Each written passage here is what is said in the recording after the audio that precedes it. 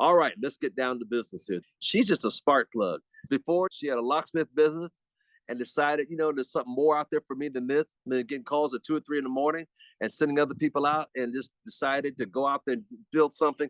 You know what I love about her is her tenacity, her belief, her commitment, her persistency, her burning desire. And she don't give a rat's back end. She will go and start somewhere new. I love her story when she asked Mr. Coopers to come down there to San Antonio. Didn't know nobody, didn't have nothing down there. He said, sure. And she went down there and she set the whole place on fire. She set it on fire and she packed out that place. See, that's what I'm saying about making a commitment. A lot of times we want to kind of play with it. She didn't have anybody. Miss Harris Cosby, like you, she didn't have nobody. But she filled that place up and made it happen. Without further ado, can we give a warm welcome to every Tuesday this month, the San Antonio Taco Lady, Miss Regional Director. She says she's coming in hot from Lake Tahoe. One and only Miss Roxann Corralejo. Good morning, everybody. Ooh-wee. I love those introductions. They make me laugh so hard. Would you say a rat's rear end, a rat's back end? And that's the truth of it. I don't care. And that is how we should be growing our business. And how I learned that is just by being on these calls, listening to Mr. L. Thomas. As always, I definitely want to give it back to him just because a lot of my inspiration and my thinking, it comes from him and other leaders and the sacrifices I've heard them make on these calls, like just talking about their history and in the business and how he used to go knocking on doors and pay people to become customers in the areas that he was working in low income areas. Like no one would have ever thought about that. He said, hey, this is a marketplace that's up for the grabs because no one's working these marketplaces. That was exactly my thought with Lubbock, is that, hey, it's something that all these leaders that I want to be like, all these leaders that I emulate have done in the past. Why wouldn't I do it? Why wouldn't I follow their footsteps? And why am I the only one doing it? That blew my mind. I really thought that was crazy. So Mr. Thomas did say he wasn't on the last call, you guys. So you guys said San Antonio. He doesn't know the news. I am moving back to San Antonio from Lubbock. I had just decided that. So I will be back in San Antonio July 1st. But right now I'm here a lot trying to drum up business. And again, I have nothing going on out here. But guess what, y'all? We're going to make something happen. And that is just because it all comes from the inspiration that I get from you, Mr. Thomas. So I appreciate you sharing your story, sharing the troubles and things that you went through and the sacrifices that you made, and the fact of that mentality of whatever it takes. The stories that I hear from you, I do not hear from other people that other people would do whatsoever. Like it took some strength. I don't want to say the word, but it took something to do some of the things you did, and you didn't care either. You didn't give a rat's back end. And that's just how we have to act to become the people that we want to become people like you and better than you. That's my goal. I want to excel. And that's why they put these calls on. He's not looking for someone to match him. He's looking to help us develop, to surpass him. And that's what a great leader does. They're not looking for an equal. They're not looking. And I've heard so many people, I want another me. I actually did hear that from someone, and I said, no, sir, don't look for another you. Look for a better you. That's what I'm looking for. I don't want another me. I'm me. There's no other me out there. I don't think anyone else can possess this energy. I want a better me. That's what we all need to strive and look for. So thank you so much. I appreciate you. And not only just everything that you do, but the fact that you put this together. This is a big deal for me and everybody else, because we make this a religion pretty much. We're here every single day, as much as we can be. We're here religiously listening to all the leaders. And I did pull something important from Mrs. Carrie Roeder yesterday. Hopefully, y'all, I see a lot of the same faces are on the call with Miss Carrie Roeder. But yesterday, she talked about living in abundance instead of lack. And I hope you guys, she said several times, I'm not telling you to put yourself in financial distress. And that's not what she was saying, but to live in abundance. And the reason why that really, I love hearing that over and over and over, is because that's actually a big transition in how my business became successful, or how I got more people interested, is because I started attracting, yes, Marvetta, the mindset. I started attracting the right people. because my language changed. My posture changed. Everything changed because I wasn't so focused on what I was scared of coming from that lack mentality, because I know he's got me. No matter what, I know he's got me. It'll all work out in my favor. And that happened a few years ago, and it just created such a big transition. And for me, I didn't understand either. And I'm like, man, well, I need to save for this. I need to make sure I have more savings. I need this. And I was so stressed out about that fact of just spending a little extra money. And I always wanted to, like, hey, I can save $10 at this hotel. Why not stay at this hotel? And little things like that. Like, man, if I add shrimp, they're going to throw $6 more on it. Let's not add shrimp. You guys, we feel something great when we can receive what we're wanting. And it's just $6 more to create that posture that you go out there and get a runner. You go out there and get someone with that same posture, that same mentality, because you're attracting it. But if you're coming from a place of lack, all around, we're coming from a place of lack with our time. I see that so much with our money. I see that so much with our relationships and our friendships. Like, no, we don't want to come from a place of lack. When we're talking about our relationships and growing our business, and this is the same mentality. I had someone invite me to an insurance meeting. It was a network marketing meeting, but it was talking about insurance and stuff. And she's like, no, I just want you to go. And I said, you know what? For you, I will. She was a brand new rep on my team. She was older. And I said, yes, ma'am, whatever you need me to do, I'll just go, because you want a guest. I'll be there as your guest. I'll sit and I'll smile and I'll talk to people and do the things. I didn't recruit anybody. I didn't tell them about ACN. I didn't do any of those things because I was there for her. I didn't want to make her look bad. So I'm being a good friend. And I'm sitting there, and the RVP of this company will not make eye contact, did not come over to meet me, did not shake my hand, did not do any of this stuff. And then after the meeting, I didn't know this, after I left, and this woman's in her mid 80s, he confronted her and said that he didn't like her bringing me because he knew who I was. I didn't know who the heck this guy was, but apparently he knew who I was. But he was so upset and said that she shouldn't do that. She's not allowed to do that. If she ever thinks about joining ACN, she can lose her life insurance license, which is not true, y'all. The state gives that, not the company. So he was telling her lies because he's coming from a place of lack. That is an RVP. And I had a conversation with one of my close friends who's an RVP in the same company. He said, oh no, I will talk to her. And he said that same thing. He's coming from a place of lack. He's scared you're going to steal her. He lost an opportunity to meet you because you don't sell life insurance. Like, that could have been a great connection, and you could have possibly sent him referrals. Like, he lost out on something big because of his mindset, his mental state, where he was coming from.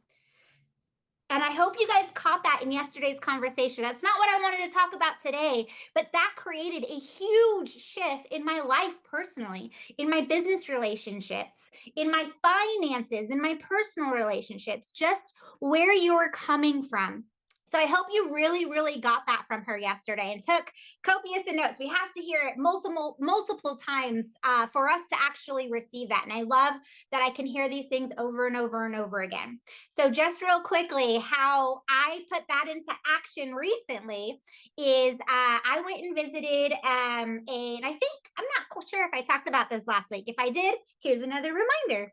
But I traveled down to McAllen, Texas, which is about, like 3 hours from San Antonio, where I'm visiting right now. And I just spent one night there to meet with a customer that I have out there.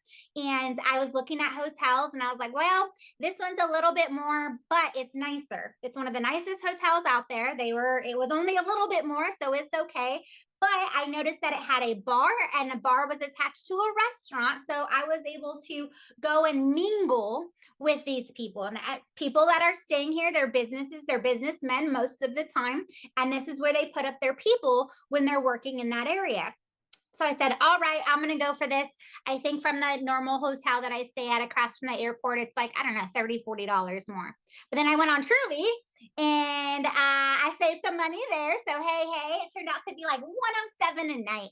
And it's an amazing hotel. So cool. I'm able to stay there, 107. And then I'm like, man, I'm exhausted. I want to get Uber Eats. They'll deliver it straight to the door. But no. I'm here. I need to sit at the bar. I need to see who I can talk to. So we've talked about before, don't go out and network. Some people go out and network, and that's fine. They go out to peak. I peak while I'm out. So I made sure I went and I sat at the bar and I ordered my food and I'm waiting for my food and I have a conversation with a gentleman and another guy comes walking by and he's looking around and I said, this seat's open because the gentleman and I were talking across this empty seat. And I said, this seat is open. So sure enough, he sits down and we're creating this conversation. We're all tired. It's like 9, 10 o'clock, which isn't that late, but when you're traveling, it's exhausting, y'all. So we're waiting for our food so we can just eat and go to the room, but we're just having a casual conversation. Of course, what comes up is what do you do? And I start those conversations with them and then they ask me, what do I do? And I've mentioned my script and I'm going to say it again. I coach professionals and non-professionals how to build a six-figure income. That's it. And the gentleman that had just sat down and said, wow, you know what? He's a nurse. And he goes, you know what? My wife just got into entrepreneurship. I don't know really what she does. Come on, husbands, listen to your wife. He says, I don't really understand what she does, but she gets apartment complexes for victims of like human trafficking. And I'm like, okay, I'm pretty interested. This sounds like pretty cool. I don't know what she does either because you didn't describe it very well. He's like, man, I'm supposed to be carrying her cards and I'm not. And I said, don't worry about it. Here, start a three-way text conversation and then you can introduce us. And that's exactly what he did. Started a three-way text conversation with his wife. Now his wife ends up reaching out. The very next day we have a Zoom meeting. They're in Plano, which is around Dallas, about 5 hours from San Antonio where I'm at now and 5 hours from Lubbock, still Texas.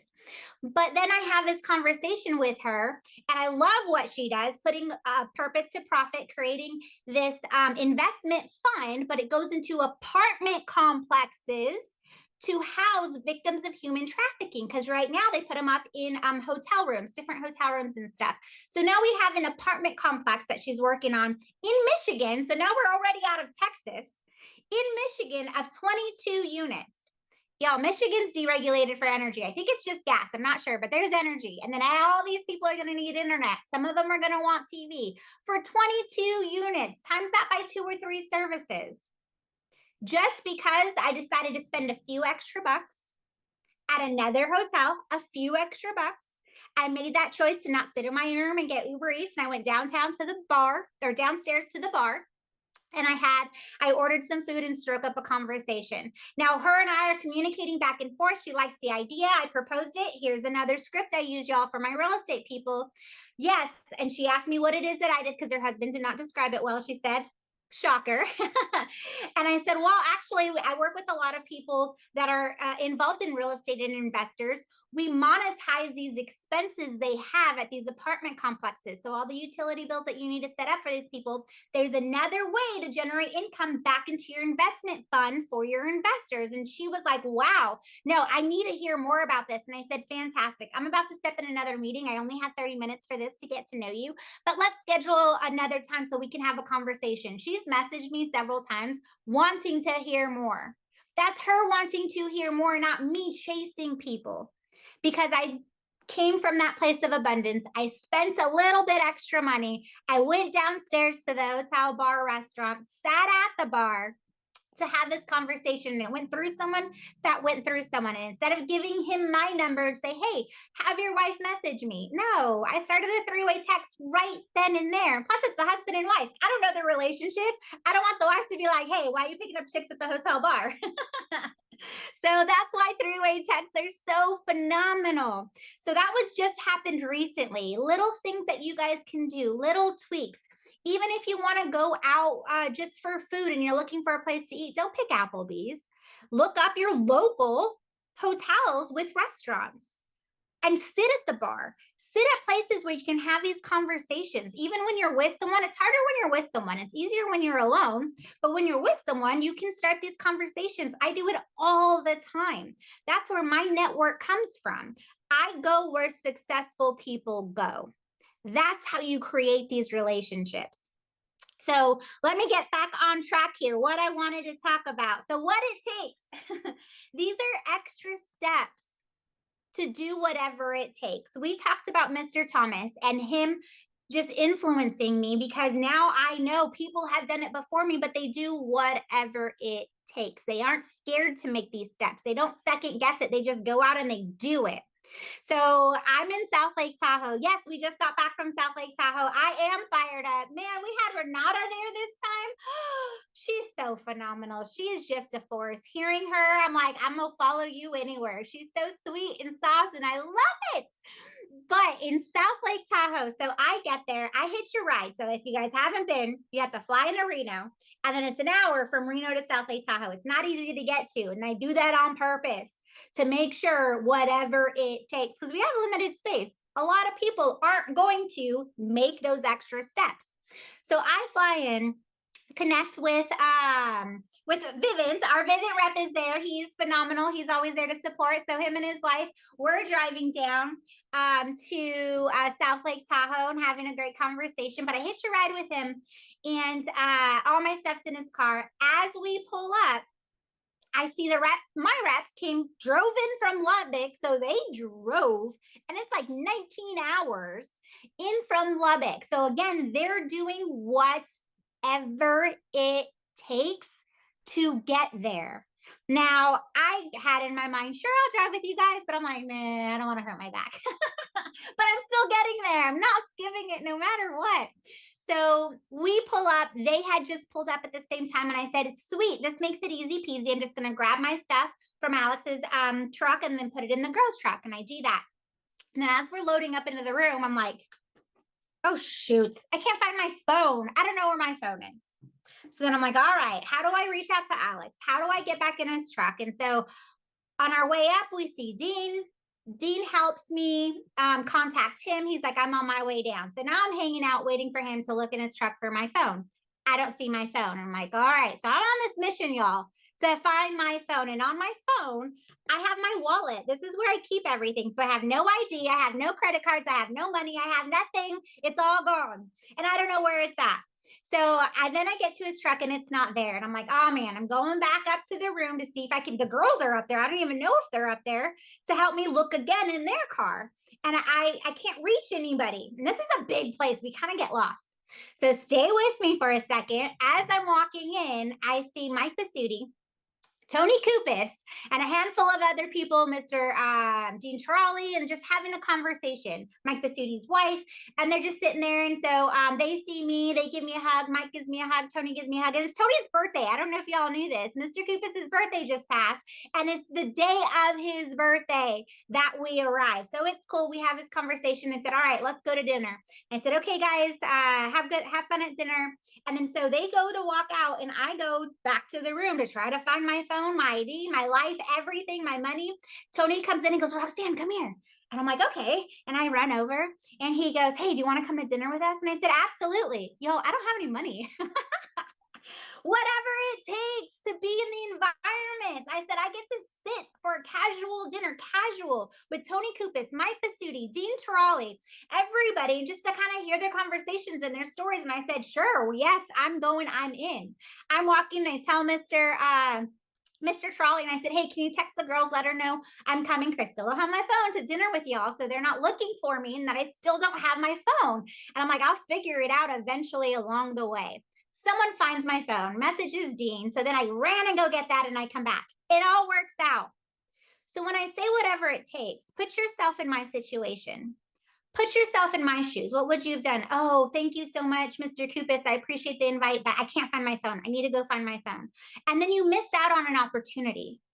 How many opportunities are you missing out because you're not doing whatever it takes? I knew God had me. I knew I'd find my phone. I knew I'd find my life. I knew everything would be okay.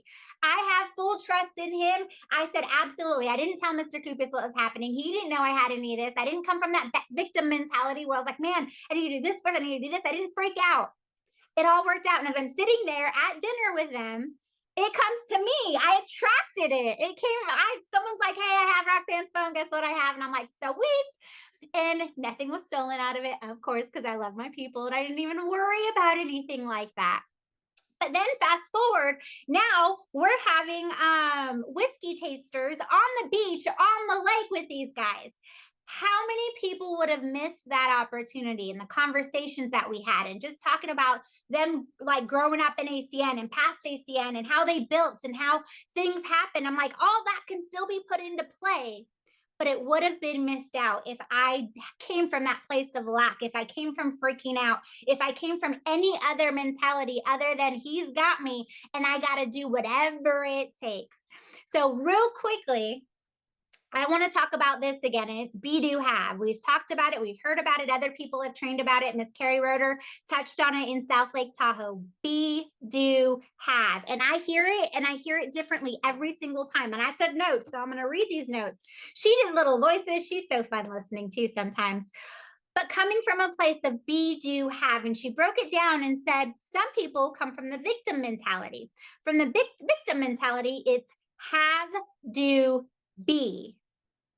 So I first, once I get it, once I have it, once I'm a millionaire, once I'm a senior vice president, once my real estate company is the best real estate company, whatever, once I have it, then I'll do the things. Then I'll do the work. Then I'll put in the SVP work that requires because I'm already an SVP. I'm not going to act like an SVP if I'm not it today. So I have to have it first.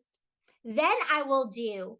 And then I will become that person, that SVP, because I already have it. It's there. It's mine. This is how we're working now. Then, secondly, you have the worker. This was me, and this is where a lot of us fall into play, especially women. I see it women all the time, moms. Ooh, happy Mother's Day, by the way. I heard this a lot coming from moms on just how moms take on so much and everything. They feel like they have to be everywhere and do everything and aren't coming from a place of rest. And that's where we need to come from. So I did fall victim of this one for the longest time. And this is do, have, be. If I do all the work, if I do everything myself, if I become the expert, if I'm the best, if I know everything about impact and Vivint and all the cell phone stuff, if I do. Oh, I said do a lot of times. If I do all the work, then I will have it, which I mean, that's how we grow up. You go out, you do the work, then you'll have the things you're working for to be that person. Then I will have that clout. Then I will have the recognition. Then I can be that VP I want to be because I have the recognition because I did all the work. Nope. All wrong. I learned wrong. You learned wrong. We all learned wrong. It's first be, do, have. I am that multimillionaire. I am already making $1 million a month. I am an SVP. Al Randolph, you are an SVP. B. Bob Myers, you are an SVP. You own the best construction company known to man out there. You are already, Jackie Black, you are already. Whatever you want to be that person. You are the best wife. You are the best husband. You are the best mother, father, sister, brother. Whatever you are striving for in your life and everything you are striving for, you are already that person. By acting in that state, acting in abundance, I already have this. By acting like you already have, you will attract. And you will have. You will have. Be that person. Then you do the work because you're already that person, right? You're already the best wife you can be. So you are acting like the best wife you can be. To have those things a best wife has. To have the accommodations a senior vice president has. To be able to take these amazing trips Mr. L. Thomas takes.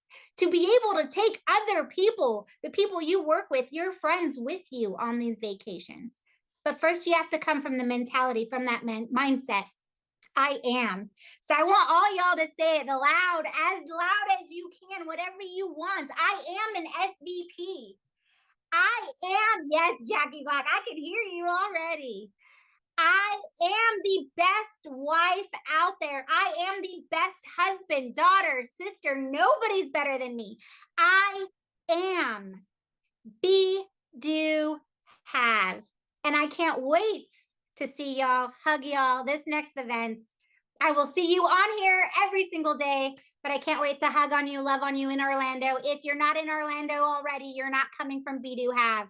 Register, get everybody registered. Do it first. Be that person to have it. I love y'all. Can't wait till next week.